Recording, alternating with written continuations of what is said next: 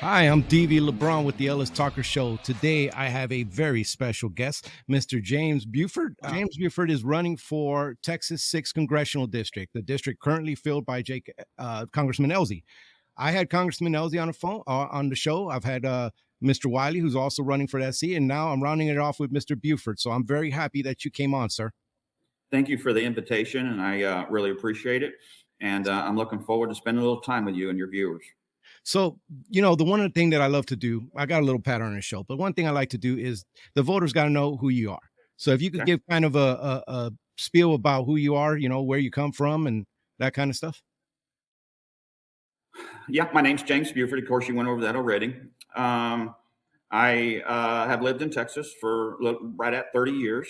I'm a husband, a father of 5, and a grandfather of 13. We've lived in Texas for quite some time. We've raised our families here. My degree and my background is in business. I was in my own business for about 10 years, building homes and remodeling through the HUD program. I spent close to 20 years in the multifamily industry. My current position with them is a regional maintenance for American Landmark, and I cover Texas, Arizona, and Tennessee. And so I've been with them about 6 years, and travel all over, helping them with training and support and just all things maintenance has been my background. I have enjoyed living in Texas. It's been home for me and for my family for a good many of years. And I have started getting very involved over the last 3 years due to COVID.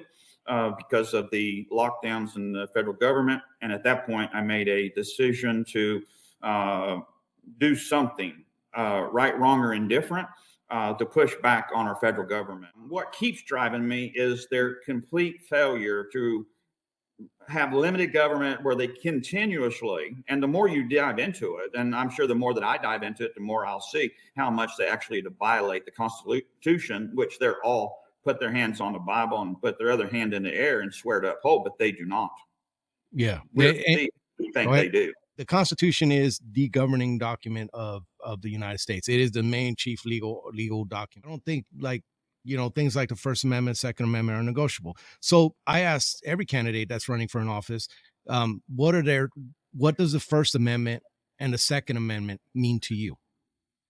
Well, I can tell you just in a nutshell about the First Amendment, right? Because I pastored small churches. I pastored one church in Grand Prairie for about 20 years. I pastored for about 30 years. I started pastoring about 22. But I pastored one in Grand Prairie, right? For 20 years, I pioneered it, started in a storefront, bought property, ended up buying a new building, building a new building, 2019. Well, here comes 2020. 2020, federal government says, hey, you cannot assemble. So if you looked at the verbatim, if you looked at the First Amendment, it says that Congress shall make no laws respecting the establishment of religion. So not only did they violate what this said, the very First Amendment, what they did is that they violated across this country.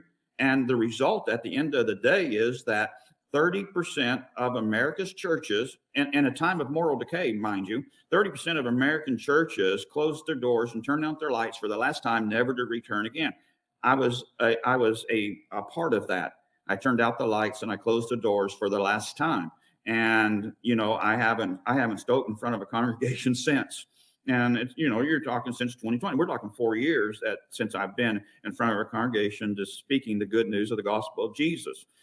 So it affected me negatively, personally, in a way that it affected a lot of people. And churches today have still not regained or recouped even their initial attendance before or pre-COVID dates. Their offerings, their attendance, their outreaches, anything they could do or ever was doing has been impeded on by our federal government. And it's wrong. And we should hold them accountable.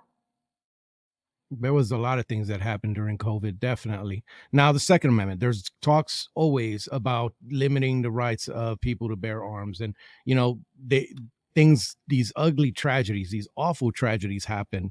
And when they happen, the first thing that's said is, we need to remove these weapons of war or weapons from people. So can you tell me, what does the 2A stand for you? What does it mean to you?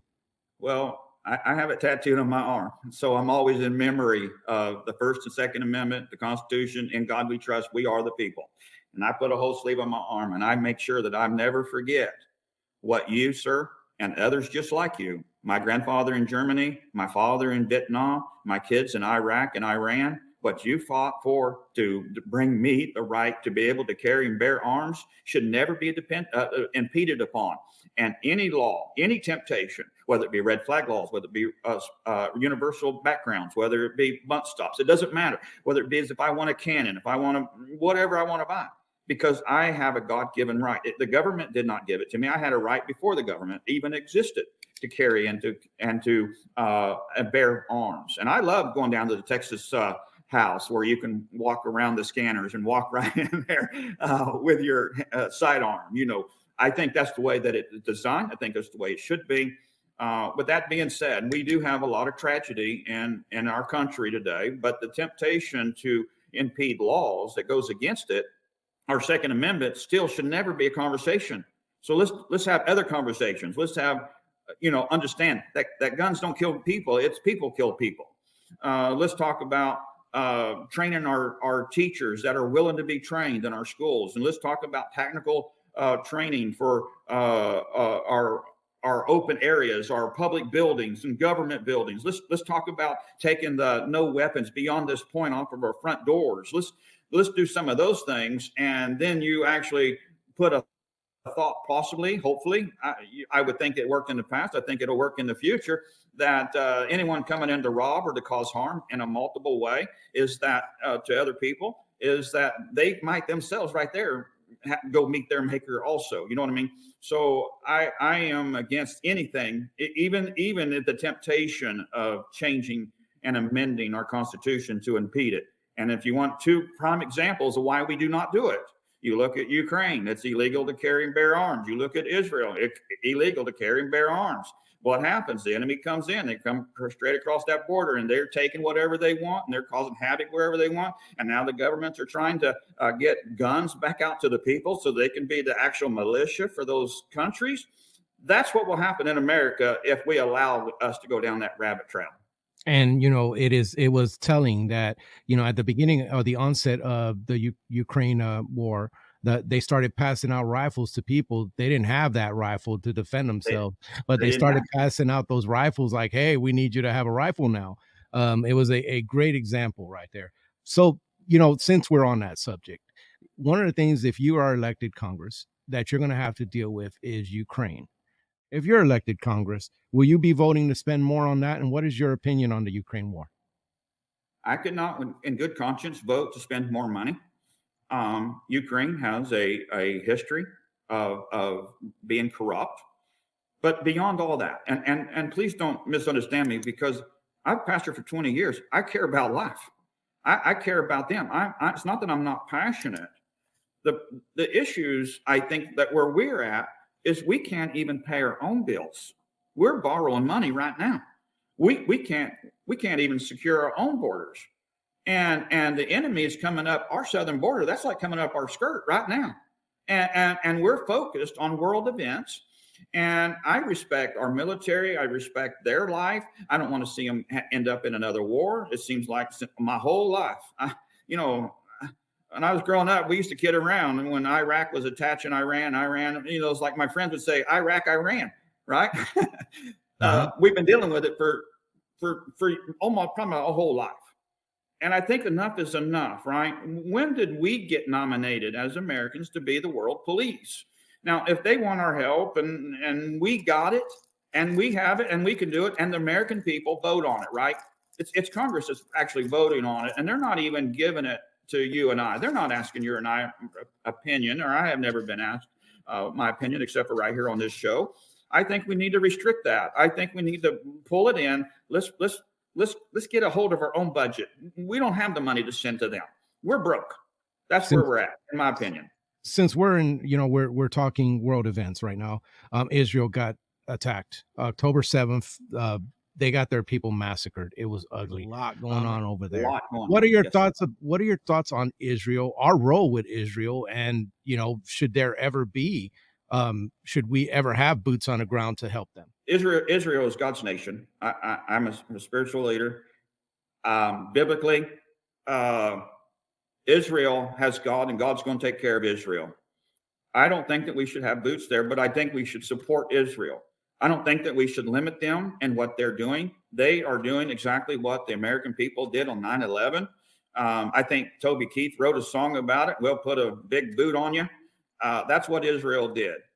I listened to an interview the other day with Donald Trump, and the other day, and what he said, that was he was the only president in the history, or possibly history, of the U.S. that didn't have a war under his watch. Now, I would say he did not have a war.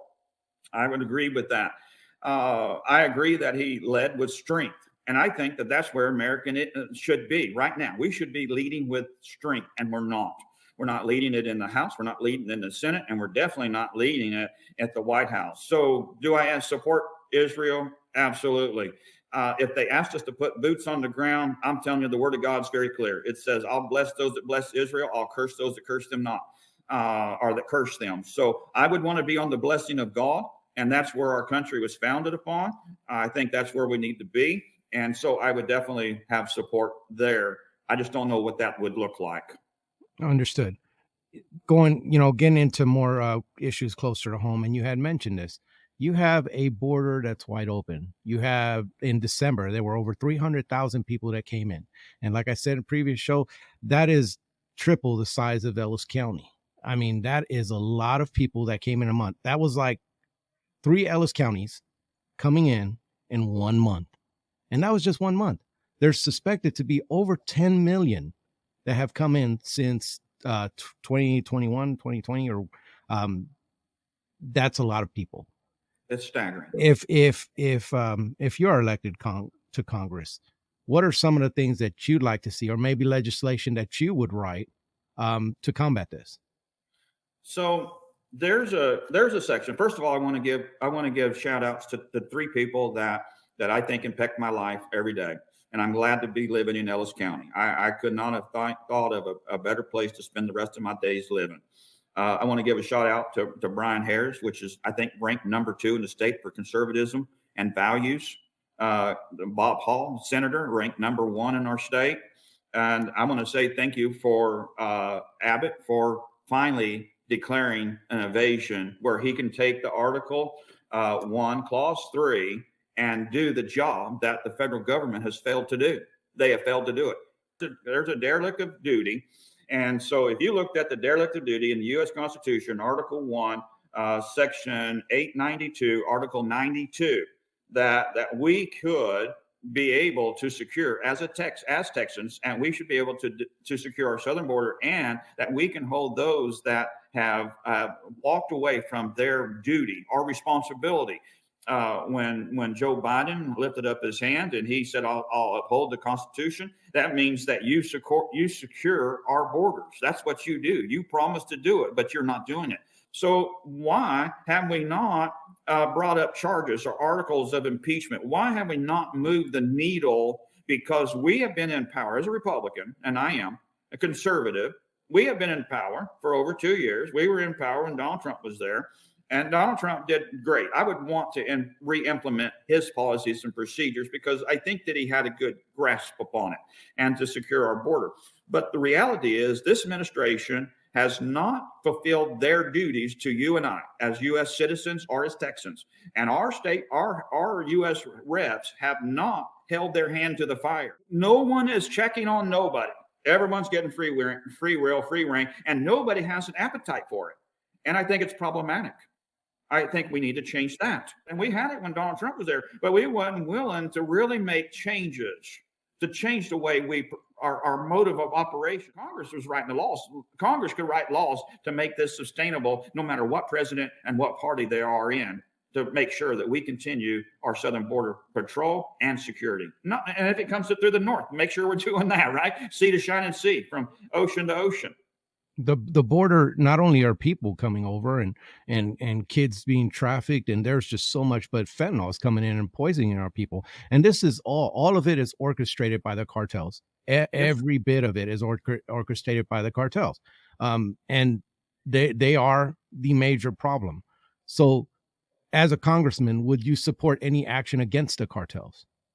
Absolutely. Absolutely. Right. I mean, surely our guns are bigger than their guns, right? We can house them something, right?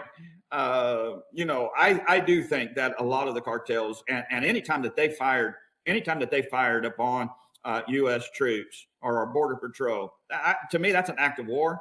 And we should be able, I mean, if it would have happened somewhere else, we would have took care of it.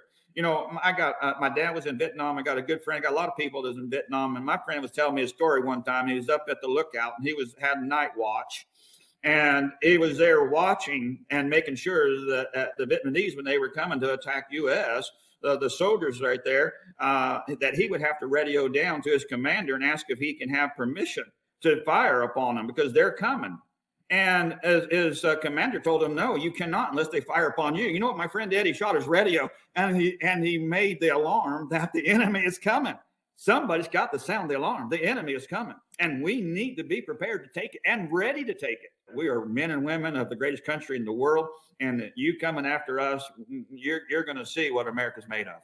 And there is so many things that are not being done. And it's just and I asked a congressman this. Do you think that it's intentional? I don't think it's intentional. I think it's no appetite. That's what I think. There's no appetite to fight. The life is comfortable, right? We live in the most comfortable time per se, right? Right now we're complaining about interest rates. We're complaining about fuel and groceries and the inflation. But for all, at the end of the day, life is comfortable, right? I mean, we got vehicles. We can get to work. We got a nice house. And it's got heat. And life is kind of good still, right? We still live in the greatest country in the world. So I just don't think there's an appetite. I just don't think that the people we have elected in office have a stomach for it. Or the backbone or the appetite, however you want to picture it or clump it together. So you mentioned earlier, and we're going to get on more domestic issues, the debt. We are 34 trillion, I think, at last, 35 trillion. We're just throwing trillions around, just trillions and trillions. I mean, I got a trillion in my wallet, I guess. Everybody's got trillions. So there's no concept of trillions. Trillions, So we're in this massive debt. And, if you're elected Congress, the House has the power of the purse. What are some of the things that you'd like to see done if you were elected to Congress on the budget, on taxes, on even this, this runaway spending? Hey, what did Reagan say about Nancy Reagan say about drug use? Just say no. Yeah. Just say no. She did say that. All right, so let's talk about it. Why is Congress giving away their authority and power to people that has no right or authority to create and make laws? So let's talk about the FBI. Let's talk about the federal alcohol, tobacco, and firearms. Let's talk about nuclear regulations, the IRS, the Commerce Committee, the health department, the education department. Let's talk about how we're going to cut money. Now I know what it is to go broke. I've been there. And when the federal government was bailing out banks and bankers in 2008 was getting their bonuses for a job well done, when Lehman Brothers were going out of business and Fannie Mae was going broke and the housing market was all over the place like it is now. Why do we do that? Why do we bail them out? And so I think what we have to learn to do as Congress, just like you and I, everyday Americans, we have a checkbook, looks like something like this. They taught us in high school. Most people have a credit card now or their phone. But, we had a checkbook that had a register on it and your checks were down here, right? And they taught us how to write checks and how to balance your checkbook. When you got down to the end, you don't get to keep writing checks. You're done. It's over. So until we can come into a place, and I believe it can be done, but I believe that it's going to take hard work. It's going to take years to do it, and we can get ourselves on a trajectory where we can actually do it, but we're going to have to stop spending. We're going to have to start reeling in what the federal government's responsibilities are. It is the states that created the federal government, not the federal government that created the states. Let's get back, Congress, that since you have the purse, let's get back to what you was created to do. To make sure that we have our borders secure, make sure you're protecting commerce across state lines, to make sure that you're doing the right taxes, that make sure that you are doing the right spending in the right places. And when I was on the Mark Davis show, and he brought this up, you talk about Reagan, you go all the way back and all the way forward, every president, Democrat, Republican, They've all added to the federal deficit, right? Why is that? It's because Congress is allowing them, again, balance the budget, and let's do checks and balances. No, Mr. President, you can't spend the money. You cannot send it. We don't have it. And let's do that. Let's get rid of some agencies. And you know what? So yeah, well, since you had mentioned this and you briefly touched on it, it seems like the administrative state, the regulatory state, they seem to be making laws, rules, and their rules end up being laws, sort of. And it seems like the administrative state is getting bigger and bigger and regulating more and more and more. And they're getting more involved with everyday people's lives. It just keeps growing, this bureaucracy. Can you speak to that? Yeah, I can. I absolutely can. I remember as a young man, 18, 19 years old. I come from a very, very poor family. I worked hard my whole life, most of my adult life, not now, but most of my adult life, I've had to work 2 jobs to make ends meet, raise my family, and put food on the table. I understand some of those things. The problem with the federal government, in my vision and what I see it right now, is I remember as a young man when they came out.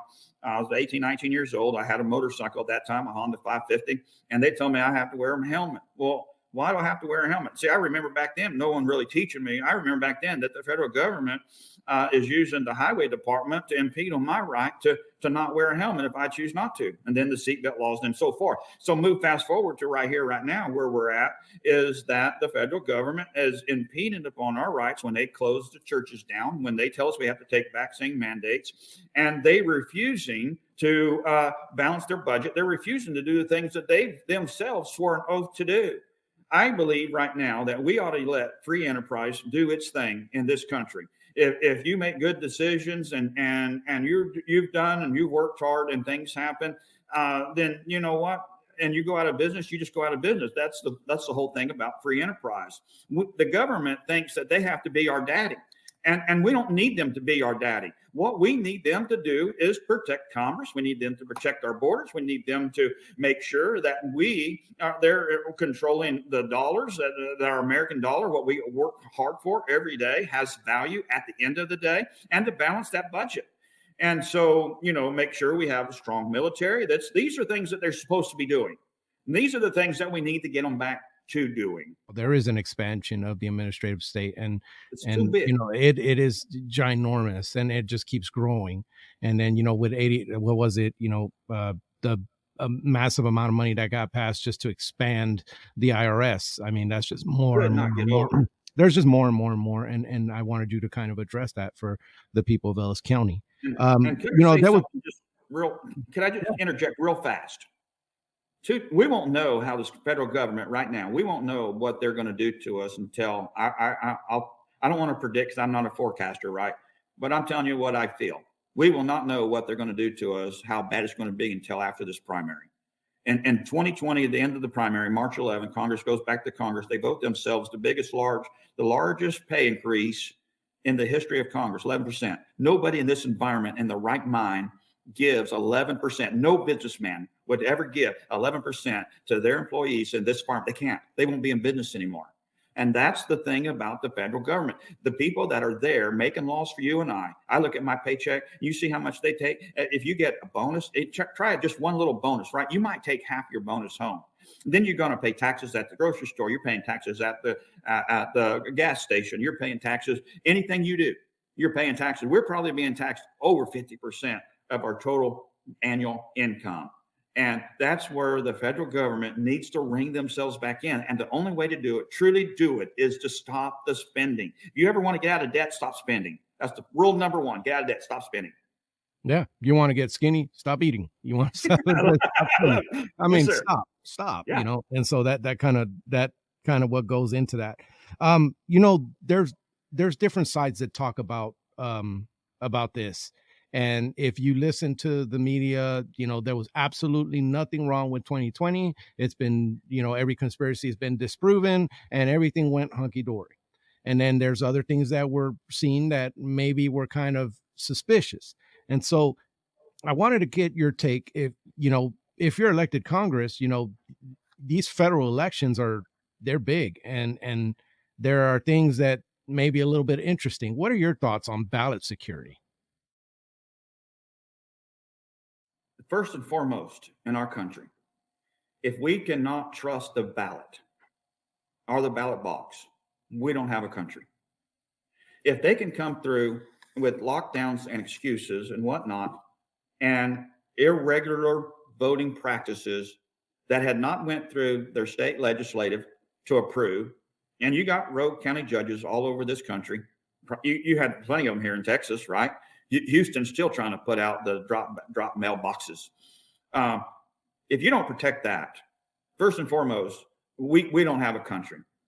And I do not want to see the federal government as a whole to step in and to regulate or to dictate what Texas or other states do for their voting rights. That's you and I. We have legislators here in Texas. And if you're fortunate like you and I are, you got good ones that are up there and they're fighting for your best interest because it's their best interest. They're raising a family in the same community you live in. So I don't want to see that. But I do see at times where it has been necessary when the South per se wouldn't give, only give voting rights to the white male, women and, people of color didn't get a chance to vote. I think that in those times that Congress should do something, but I think it should start at the state level, right? And let's make sure that everybody has the right, if you're a U.S. citizen, and I will hit hard on that. If you're a U.S. citizen, and that doesn't mean if you're born here, that means that you went through the steps. You're here legally. You swore to our Constitution. You swore to uphold the lands of our laws, right?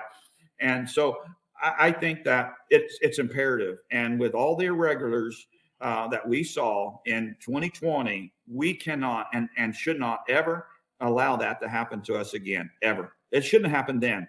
And they used the fear mongering. They used the shutdowns. They used all the any excuse you could to shut out the lights, to throw boxes, to ballot harvest, all of that. And I'm thankful that here in Ellis County, I believe that this election we're going to have paper ballots and they're going to be numbered. And I think those are steps to move us to a more secure and trustworthy ballot. And I completely support having a secure ballot. It is, I mean, if you can't trust the integrity of the ballot, then you're no better than some of the countries that I got shipped off to. Yes, you have to be able to respect that. I've seen what a country looks like when voting is something that's already preordained or paid for. It's not a good thing. So yeah, definitely. Kind of the other issues are like, education in the United States. And, of course, when it comes to education on the federal level, the big thing has been loans, student loans and the student loan debt. And I mean, that thing is surpassing credit card debt or something like that. It's up in $1 trillion now or something like, I don't have the exact numbers, but it is up there, student loan debt. And so it's been the discussion has been about, basically forgiving this debt or finding loopholes around, the Supreme Court rules one way, let's find another route around the other way. There's a lot going on with student loans or even education in general. As a congressman, if you were elected, what are some of the things you'd like to see on the federal level to address those things? Well, first and foremost, I say that education is power, right? Not the education necessarily that you see it as an indoctrination. There's a difference in indoctrination and education. I think there's some things that we can do. Now, do we want to, on a federal level, again, there's only a few things we can do. And trying to federalize the education or the collegiate education in our country, I don't think we should do that. I think that a student with the help, because at 19, 20 years old, they may not be mature enough to understand the magnitude of the debt that they're signing on to have. And potentially, parents send their kids and maybe not understand the potential of the detriment that they're actually enslaving their own children to paying something back for many years. So real fast, in a nutshell, I do not support government bailouts in education at the collegiate level. I know it's a big push. I know it's very popular. It's a great talking point. But when I signed my debt, I had to pay my debt. And it wasn't always easy. And there's times when I had to work 2 jobs to do it, and I was broken. and I was hurt, and I cried a lot, but I did it. And it took me a long time to get it done, but I did it. I understand what it is to have mountains of debt with no real way of paying it, but that's part of the education, right? So the things that I think the government should do, if they're going to do anything, let's lower the interest rate and stop robbing our kids. Let's have, if the collegiate schools or the colleges are going to take federal dollars, then let's have some reasonable expectation of what education should cost, and let's monitor that. Because if you're going to one school and it's $60,000 a semester, and you go on to another school that's $20,000, you go to another one that might be $10,000 a year. If you can't afford the 60, maybe we don't go to the 60, because at the end of the day, the same degree, right, is the same. An associate is an associate, no matter what school you're going to. Doctorate is a doctorate, wherever you get it from. It's just how much you pay to get that. And then what are you willing to pay back for having that education? So I think we're right now, in our time right now, we should be promoting, if you will, maybe some trade schools. They're less money. Let's make sure that the people that are taking federal funds to put on trade schools and programs, let's make sure that they have what I call in the construction industry reasonable bidding. Let's do that. Let's make schools compete for it. And who's turning out the better, ranking kids, and who's doing that, and let's let them compete. So I don't support bailouts for that. Well, unfortunately, I could have you on all night talking. I actually went over, but I plan on showing this in two parts, because there are a lot of issues affecting our country.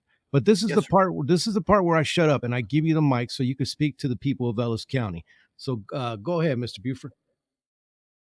DB, I thank you for the opportunity to come onto your show. I didn't know what the anticipation would be or where I would be at, but I would like to take a few moments to talk to my neighbor. I have turned my world upside down in the last 2 years to move to Ellis County and to be closer in the mid-center of CD06 as that I am now. And it's taken great pains to do that. And I would say to you that if you were to elect me to be your representative in Congress in D.C., that I would have an utmost commitment to never forget where I came from, first and foremost, and to have a commitment for each and every one of you. But my highest commitment will be to the Constitution as it is written. And it pains me to say where we are at today in our country. And I would say this very quickly. I know what it is to roll up my sleeves and to fight and to dig. My opponent, the incumbent, he has never had to make payroll. He has never had to buy supplies to get a job done, or to sell a product, or to collect funds, or to do any of those things. In 2008, the federal government, when they were bailing out banks, is one of the reasons why I do not like bailouts. They bail out big people and they put their foot on small people. In 2008, when the federal government was bailing out Fannie Mae and Fannie Mac and all the big banks and so forth, I was construction, and I was building homes for the HUD program in Dallas. And in 2008, I'm ashamed, but I did file Chapter 13 bankruptcy, and my opponent is making sure he lets you know that.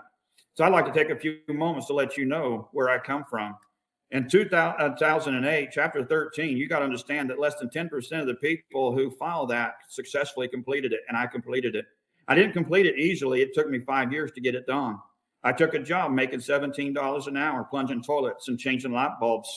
I threw newspapers for the Fort Worth Star-Telegram 7 days a week for quite a period of time. I took every possible side job that I could get. I did everything I could. I didn't lay around in my self-pity and blame everybody else for my failures and my shortcomings. But I do know what it is to be hurt. I do know what it is to suffer loss. And I do know what it is to dig in, dig out, and to pick yourself up. Today, I feel like that I am the epitome of the American dream, or the survival story, that I have survived. I have taken life's beatings, and I have survived. I've survived the federal government and what they did with the housing market in 2008. I've survived what the federal government did in 2020 when we had to resign from our church and close our doors and turn out the lights for the last time. I would say that I'm a survivor, and I am prepped to fight. I am prepped to stand in the gap and to build up the hedge for my friends, for my neighbors. I am no stranger to you anymore. I've been here. I've been working. We are friends. We are neighbors, and I care about you. And I will defend the Constitution, and I will not ever, ever forget where I come from. Thank you so much for your time. Well, unfortunately, things got to come to an end. But, I do appreciate you coming on and discussing these issues for the people of Ellis County. I believe it's important that they hear from everybody who's running and the incumbent. And that's why I have you on the show to talk to the people. Can you stick around real quick? I want to talk to you offline. I appreciate you. I appreciate you coming on again, and you take care. All right. Thank you, sir.